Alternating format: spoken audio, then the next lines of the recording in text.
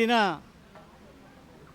ರಾಮನಗರ ಜಿಲ್ಲೆ ಭದ್ರಾಪುರ ಗ್ರಾಮ ಶಾಖೆ ಸೇರಿದಂತೆ 8 ಗ್ರಾಮ ಶಾಖೆಗಳು RPIB ಮತ್ತು ದಾಸಂಸ ಗ್ರಾಮ ಶಾಖೆಗಳನ್ನು ಉದ್ಘಾಟನೆ ಮಾಡೋದ್ರ ಮೂಲಕ ಬಾಬಾ ಸಾಹೇಬ್ ಅಂಬೇಡ್ಕರ್ ಅವರ ಜಯಂತಿ ಮತ್ತು ಸಂವಿಧಾನ ಮತ್ತು ಜಾಗೃತಿ ಆಂದೋಲನ ಕಾರ್ಯಕ್ರಮವನ್ನು ಹಳ್ಳಿಗಳಲ್ಲಿ ಗ್ರಾಮ ಮಟ್ಟದಲ್ಲಿ ಆರಂಭ ಮಾಡಿದ್ದೇವೆ. 2-3 ದಿನಗಳ ಹಿಂದೆ 10 ಕಡೆ ಗ್ರಾಮ ಶಾಖೆಯನ್ನು ಉದ್ಘಾಟನೆ ಮಾಡಿದ್ವಿ.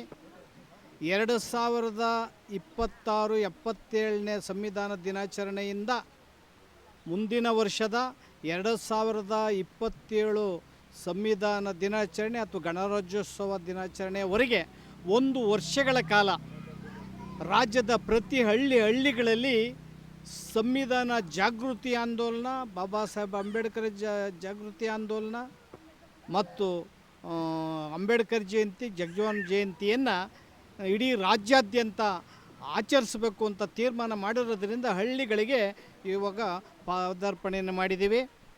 2028ರ ವಿಧಾನಸಭಾ ಚುನಾವಣೆಗೆ RPIBಯಿಂದ ಎಲ್ಲ ವಿಧಾನಸಭಾ ಕ್ಷೇತ್ರಗಳಲ್ಲಿ ಸ್ಪರ್ಧೆ ಮಾಡೋದ್ರ ಮೂಲಕ 2028ಕ್ಕೆ ಖಚಿತವಾಗಿ ವಿಧಾನಸೌಧದಲ್ಲಿ ಸರ್ಕಾರವನ್ನು ರಚನೆ ಮಾಡುವಂತಹ ನಿಶ್ಚಿತ ಕೆಲಸವನ್ನು ದಲಿತ ಸಂಘರ್ಷ ಸಮಿತಿ ಮತ್ತು RPIB ಮತ್ತು ಬೆಂಬಲಿತ ಅನೇಕ ಸಂಘಟನೆಗಳು ನಾವು ಶಪಥವನ್ನು ಮಾಡಿ ಇವತ್ತು ಇಡೀ ದೇಶದಲ್ಲಿ, ಇಡೀ ರಾಜ್ಯದಲ್ಲಿ ಸರ್ಕಾರವನ್ನು ರಚನೆ ಮಾಡಬೇಕು. ಬಾಬಾ ಸಾಹೇಬ್ ಅಂಬೇಡ್ಕರ ನಂತರ, ಜಗಜೀವನ್ ರಾಮ್ರವರ ನಂತರ, ಕಾಂಚೀರಾಮ್ರವರ ನಂತರ ನಂಜುಂಡಸ್ವಾಮಿಯವರು ಮತ್ತು ಬಿ ಕೃಷ್ಣಪ್ಪನವರ ಹೋರಾಟಗಳನ್ನು ಮುಂದುವರಿಸ್ತಾ ಇದ್ದೇವೆ. ಈ ರಾಜಕೀಯ ಹೋರಾಟಕ್ಕೆ ಮತ್ತು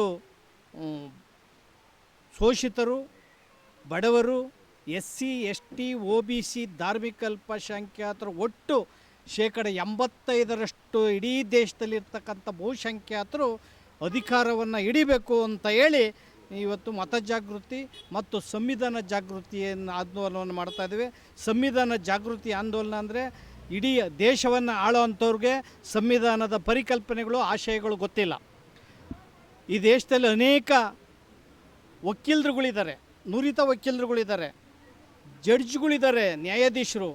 ಆದರೆ ಅವರಿಗೆ ಸಂವಿಧಾನವನ್ನು ಓದ್ಕೊಂಡಿದ್ದಾರೆ ವಿನಃ ಆದರೆ ಈ ದೇಶವನ್ನು ಅರ್ಥ ಮಾಡ್ಕೊಂತ ಹೋದರೆ, ಈ ದೇಶ ಅರ್ಥ ಆಗದೇ ಇದ್ದರೆ ಸಂವಿಧಾನ ಅವ್ರಿಗೆ ಅರ್ಥ ಆಗಲ್ಲ.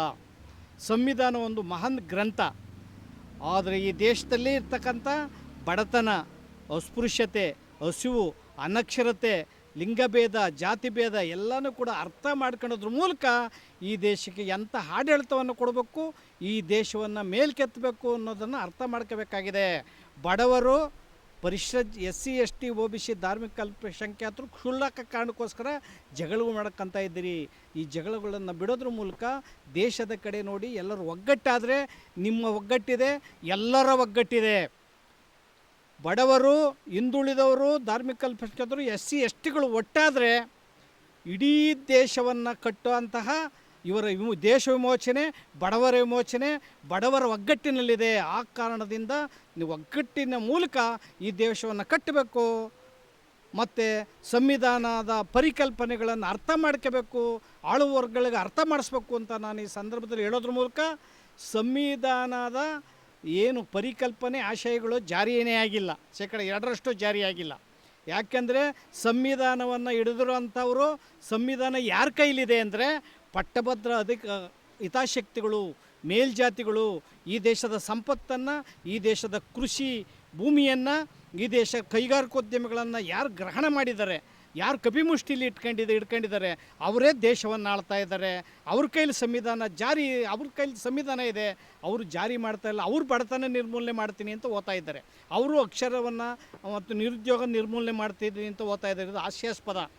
ಮಹಿಳೆಯರು ಅಧಿಕಾರಕ್ಕೆ ಬರಬೇಕು, ಯುವಕರು ಅಧಿಕಾರಕ್ಕೆ ಬರಬೇಕು, ಮತ್ತು ಪ್ರಜ್ಞಾವಂತರು ಜೊತೆಗೆ ಪ್ರಾಮಾಣಿಕರು ಅಧಿಕಾರಕ್ಕೆ ಬರೋದ್ರ ಮೂಲಕ ಈ ದೇಶವನ್ನು ಮುನ್ನಡೆಸಬೇಕಾಗಿದೆ.